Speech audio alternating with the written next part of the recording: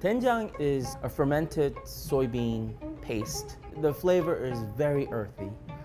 It's musky.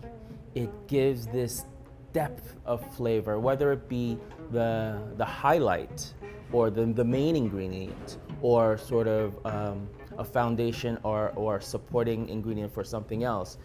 It's unmistakable. It gives Korean food that warmth, that body, that unique fermented character.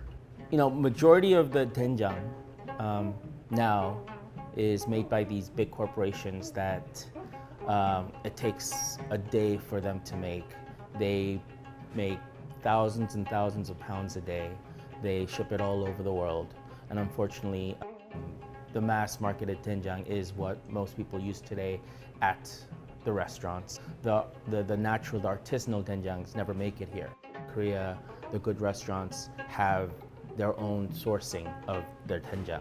They get it from where they grew up, or they know a really good farmer, and no other restaurants will be using that unique doenjang. That is how I really wanted to sort of approach my restaurants, where I went to Korea. We found this doenjang that to me was the best. So when you taste our food with doenjang, the older Korean generation will sort of hopefully reminisce about their home when they had doenjang 40 years ago in their little village. And the newer generation, I hope they sort of notice the difference of processed doenjang that they grew up with. Traditional Korean food is not processed. Everything is natural. It doesn't take one day to make doenjang. It takes seasons to make proper doenjang.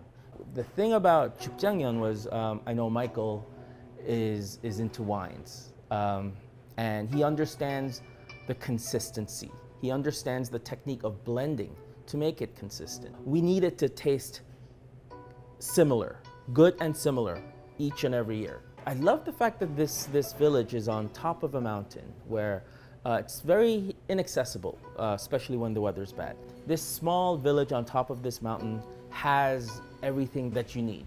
It has the gochugaru, the red pepper flakes. It has somebody who makes the changiram, which is the sesame oil. Jukjang doenjang, really reminds me of the rural Korea. It's not about Gangnam. It's not about the busy cities. You taste it, you smell it, and it really reminds you of a small Korean village where it was made a couple of blocks away from a family that you've known for the entirety of your life. When any kind of food gives you an emotion, then that's special.